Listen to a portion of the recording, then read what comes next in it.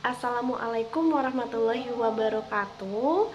Teman-teman semua, kali ini kita bakalan melanjutkan tentang dokumen persyaratan untuk CASN di ruang lingkup BKKBN, baik itu untuk yang CPNS dan juga yang untuk P3K. Nah, untuk dokumen persyaratan ini tidak jauh beda dengan yang tahun 2019, mungkin ada sedikit perbedaan juga ya teman-teman, khususnya juga yang untuk P3K karena baru di tahun 2021 ini ada P3K tersebut. Lalu, apa saja sih dokumen persyaratan untuk yang CPNS? Nah, untuk yang CPNS itu, semua pelamar wajib menyediakan dokumen persyaratan yang asli berwarna ya teman-teman, tidak hitam putih dalam bentuk dokumen digital.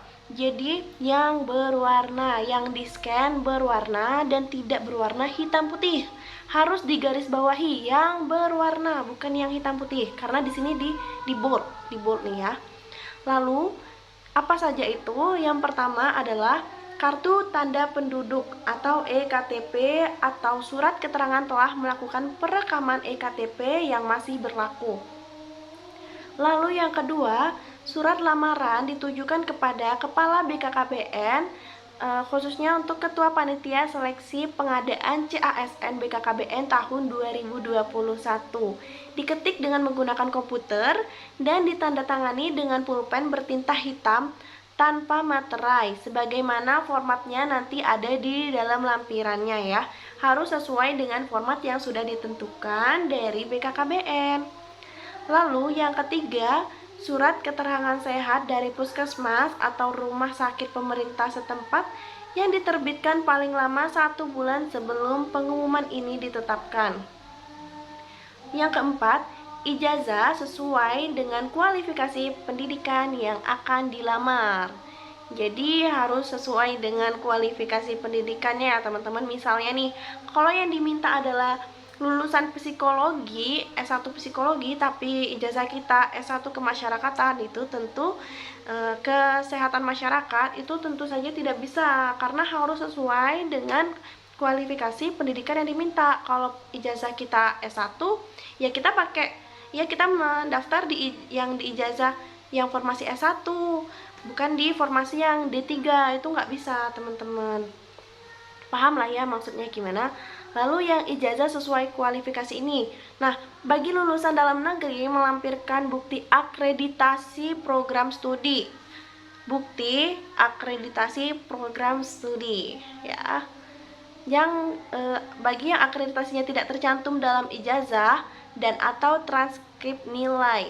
Khusus pelamar yang lulusan terbaik atau berpredikat dengan pujian atau cum laude wajib melampirkan.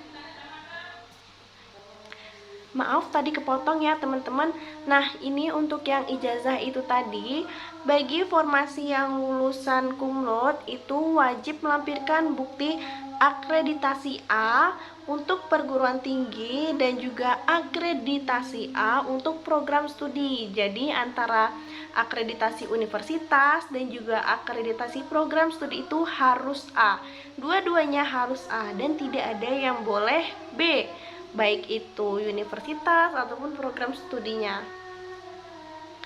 Lalu yang kedua, bagi lulusan luar negeri dapat melampirkan SK penyesuaian ijazah penyetaraan dari panitia penilaian ijazah luar negeri pada instansi yang menyelenggarakan urusan pemerintahan di bidang pendidikan tinggi. Nah, lalu yang kelima itu transkrip nilai. Transkrip nilai kita itu di PDF-kan juga ya, di scan. Yang keenam, pas foto dengan latar belakang merah. Yang ketujuh, surat pernyataan bermaterai, yaitu materainya yang 10.000 yang diketik dan ditandatangani sebagaimana ada di dalam format pengumuman. Oke, sesuaikan ya dengan format tersebut. Lalu ada juga dokumen pendukung bagi pelamar yang formasi disabilitas dan juga yang untuk formasi putra-putri Papua. Lalu juga yang untuk penyandang disabilitas ini tadi harus melampirkan surat keterangan sehat dari rumah sakit dan juga video singkat. Lalu kita lanjut untuk formasi Yang P3K ini dokumen persyaratannya itu juga harus yang asli, yang berwarna, tidak boleh hitam putih dalam bentuk dokumen digital atau yang di PDF-kan seperti itu ya. Jadi sama seperti CPNS, yang pertama itu harus melampirkan kartu tanda penduduk atau EKTP atau surat keterangan telah melakukan perekaman EKTP yang masih berlaku. Lalu surat lamaran yang kedua, surat lamaran ditujukan kepada kepala BKKBN. Itu ya diketik dengan menggunakan komputer dan ditandatangani dengan pulpen bertinta hitam tanpa materai. Formatnya ada di lampiran.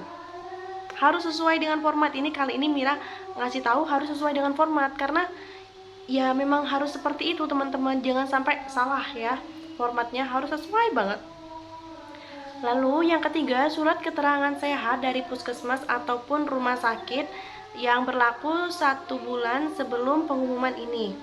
Lalu yang keempat, ijazah sesuai kualifikasi pendidikan formasi yang dilamar. Jadi kualifikasi pendidikannya ini harus disesuaikan juga dengan ijazah kita. Jadi di sini tuh BKKBN tahun 2021 tidak menerima yang lulusan dari SMA. Jadi yang paling minimal itu adalah D3 untuk P3K. Ada ya, nanti bisa dilihat untuk formasi-formasinya untuk kualifikasi pendidikan dari mana saja. Yang kelima, transkrip nilai. Transkrip nilai jangan lupa juga untuk di PDF-kan. Yang keenam, pas foto dengan latar belakang merah. Yang ketujuh, surat pernyataan bermaterai 10.000 yang diketik dan ditandatangani sebagaimana ada di dalam format lampiran. Lalu yang kedelapan, surat keputusan atau surat tugas yang ditetapkan sekurang-kurangnya oleh kepala dinas yang melaksanakan urusan bidang pengendalian penduduk dan keluarga berencana di wilayah setempat yang menjadi ada di lampiran.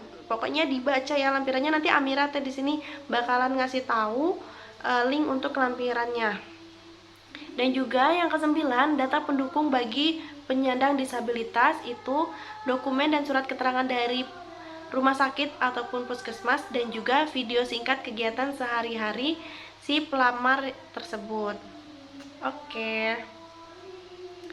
Nah, di sini untuk pendaftarannya teman-teman bisa buka di https sscasn.bkkbn.go.id. Pokoknya di sana nanti bisa teman-teman lihat. Jangan lupa untuk membuat akun dulu ya, teman-teman.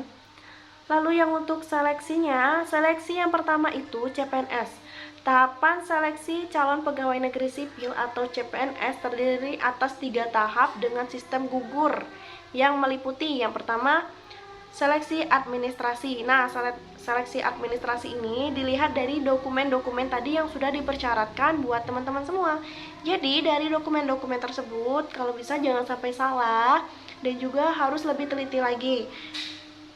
Untuk kayak surat pernyataan, surat lamaran, dan bahkan untuk formasi yang kita pilih harus disesuaikan dengan ijazahnya kita juga.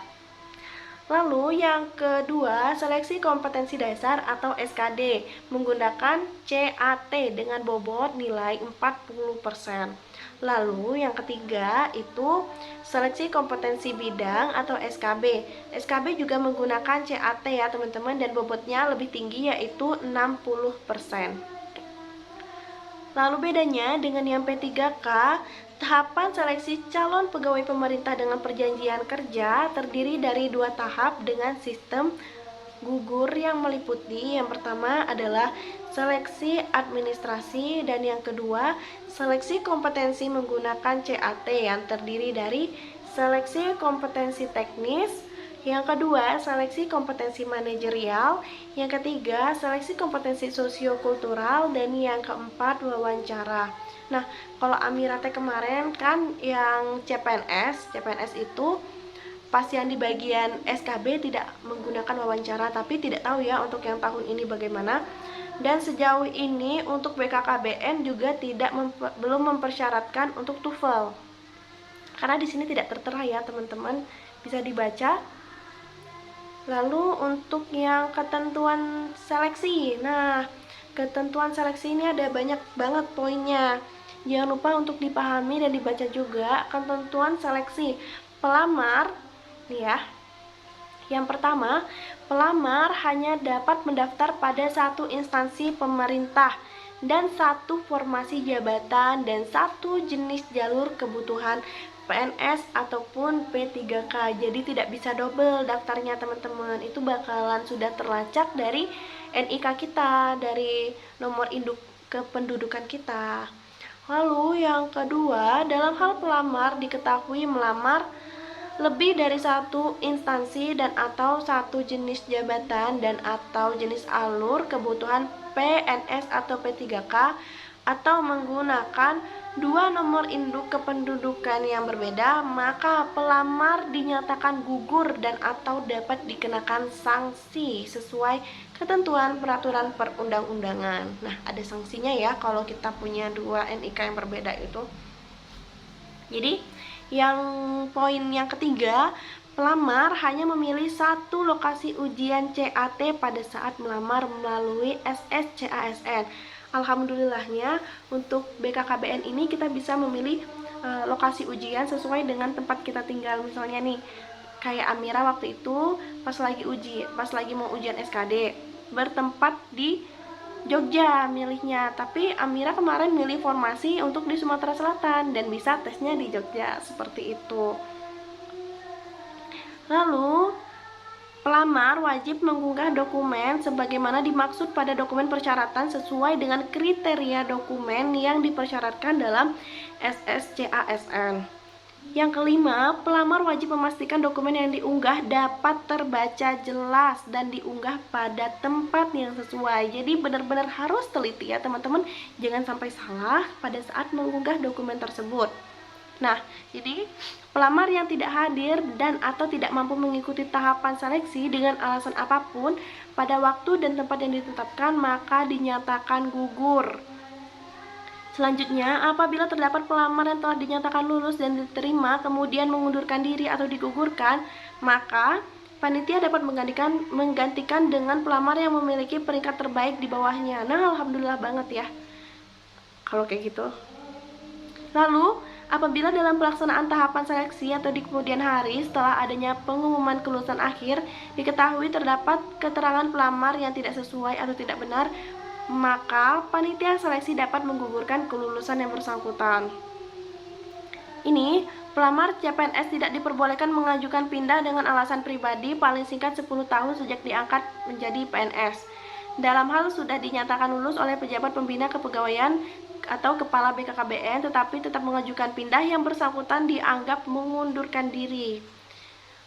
Dan selanjutnya, dalam hal pelamar sudah dinyatakan lulus tahap akhir seleksi dan sudah mendapatkan persetujuan NIP atau NIP, kemudian mengundurkan diri, kepada yang bersangkutan diberi sanksi tidak boleh mendaftar pada penerimaan CASN untuk periode berikutnya. Nah, yang terakhir, keputusan panitia seleksi CASN BKKBN tahun 2021 bersifat mutlak dan tidak dapat diganggu-gugat. Jadi, untuk pendaftaran seleksi ASN ini, teman-teman sudah mulai bisa mendaftar dan membuat akun mulai dari tanggal 30 Juni sampai dengan 21 Juli 2021. Lalu untuk pengumuman hasil seleksi administrasi itu mulai tanggal 28 Juli sampai dengan 29 Juli. Jika terdapat kesalahan, teman-teman bisa melakukan masa sanggah. Masa sanggah ini mulai tanggal 30 Juli sampai dengan 1 Agustus 2021. Nanti dari sanggahan kita akan dijawab pada tanggal 30 Juli sampai dengan 8 Agustus 2021.